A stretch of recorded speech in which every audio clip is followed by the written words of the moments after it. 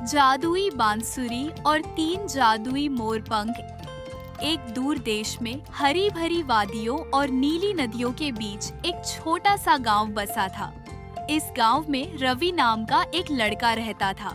रवि बहुत गरीब था, लेकिन वह बहुत ही दयालु और साहसी था।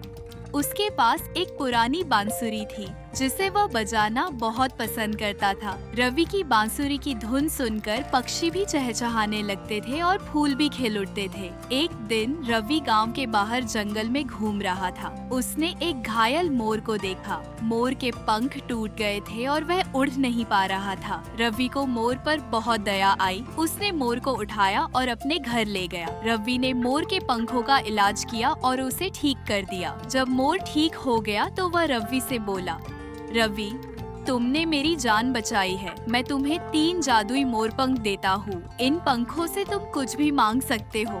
रवि बहुत खुश हुआ। उसने मोर को धन्यवाद दिया और मोरपंख ले लिए। घर जाकर रवि ने अपनी माँ को सारी बात बताई। उसकी माँ बहुत गरीब थी। वह चाहती थी कि रवि मोरपंखों से कुछ ऐसा मांगे जिससे उनकी गरीबी दूर हो जाए। रवि ने पहला मोरपंख लिया और उससे कहा, मैं चाहता हूँ कि हमारे घर के सामने एक फलों का बगीचा हो। तुरंत ही उनके घर के सामने एक फलों का बगीचा उगाया। बगीचे में तरह तरह के फल लगे थे।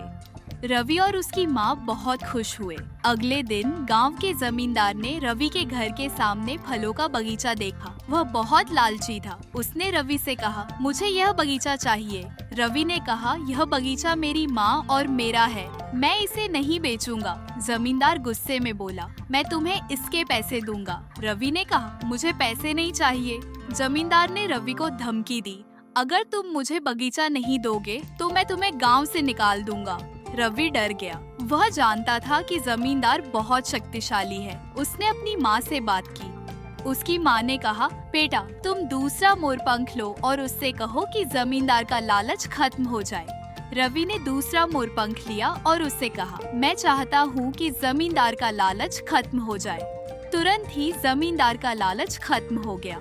उसने रवि से माफी मांगी और कहा, मैं तुम्हें कभी परेशान नहीं करूँगा। रवि और उसकी माँ बहुत खुश हुए। अब रवि के पास एक मोरपंख बचा था। उसकी माँ ने कहा, बेटा, तुम इस मोरपंख से कुछ ऐसा मांगो जिससे गांव के सभी लोगों का भला हो। रवि ने सोचा। उसने तीसरा मोरपंख लिया और उससे कहा, मैं चाहता हूँ कि हमारे गांव में कभी कोई गरीब न रहे। तुरंत ही गांव के सभी लोग अमीर हो गए। किसी के पास कोई कमी नहीं रही। रवि और उसकी माँ बहुत खुश हुए। रवि ने समझा कि लालच बुरी बात है। उसने यह भी समझा कि दूसरों की मदद करना सबसे बड़ी खुशी है। रवि ने अपने तीनों मोरपंखों का इस्तेमाल लोगों की भलाई के लिए किया। वह हमेशा खुश रहा और गांव के सभी लोग भी खुश रहे।